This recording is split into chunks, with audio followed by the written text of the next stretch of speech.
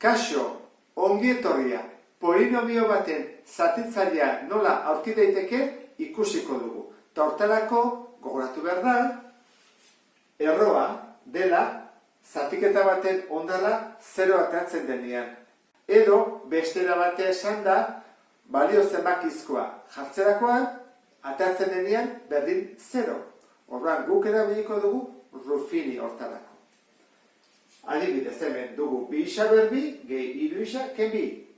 Ruffini egiteko jarriko dugu lehenengo, isa kenduko ditugu, bi, hiru eta minus bi, gogoratu zaitez, bigarren maila, lehenengo maila gai askea, eta zatitu beharko dugu zerbaitekin. Zerik zatitu beharko dugu? Ikusi beharko dugu azkenekoa. Zer da? Bi. Kasuetan, minus bi.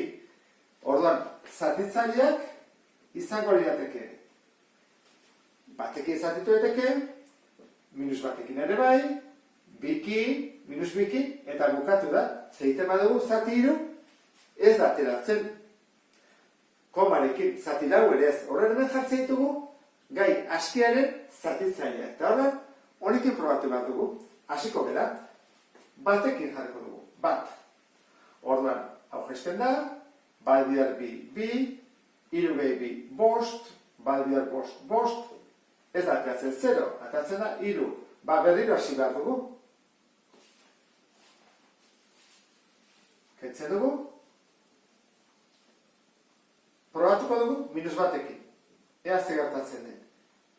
Bi, minus bat bidar bi, minus bi, hiru, ken bi, bat, minus bat, bidar bat, minus bat, ez dugu aurreratu, ez atea 0. Jarretu bako dugu. Horren zen tokatzen zaigu, biakin. Bi gesten dut, bi bidar bi lau, gaizki ez da, hiru gehi lau zazpi, eta hemen, bi bidar zazpi, 14 pasen gera, 12 gehitzen gera. Ez da 0.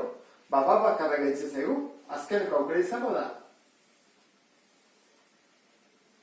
Minus biki.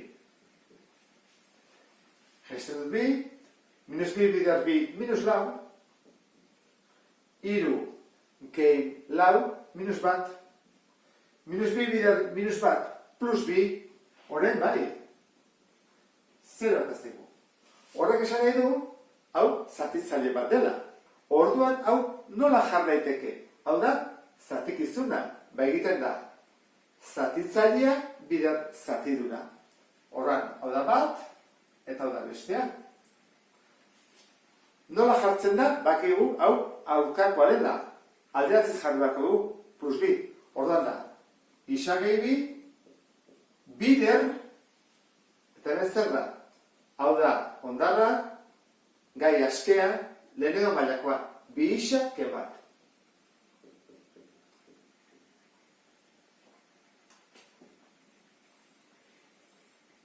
Lortu dugu. Orduan, polinomio honek bi zatitzaile ditu. Isa gehi bi eta bi isa ken bat. Horren, beste honekin ingo dugu. Bigarren polinomioa. Bigarren mailakoa 3, lehenengo mailakoa 16, gai askea 5. Oa jakin behar dugu, zezelakekin probatu behar dugu. Ea, 5 zatitzaileak.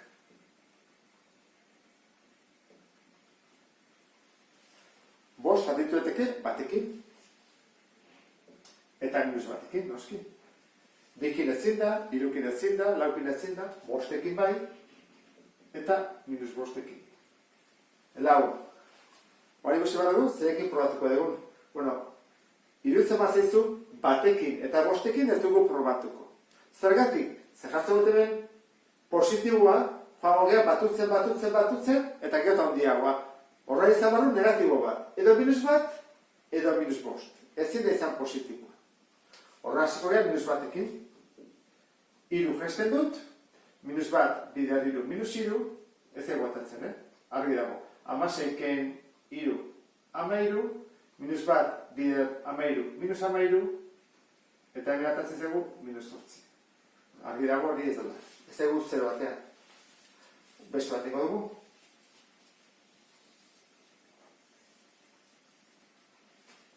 bat. Minus bost gelditzen zaigu. 3 gesten dut. Minus bost, bider 3, minus 15. 16, ken 15, bat.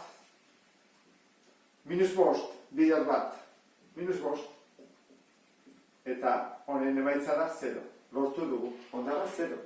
Horren egin behar duguna da. Hau, bider hau.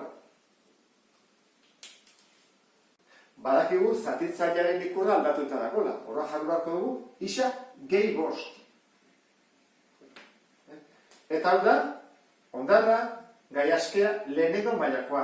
Horra jarri beharko dugu, 3 isa gehi bat, positiboa.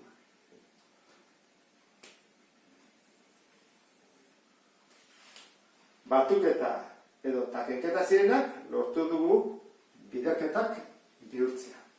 Eta ulertu zelakoan, beste bat arte. Agur?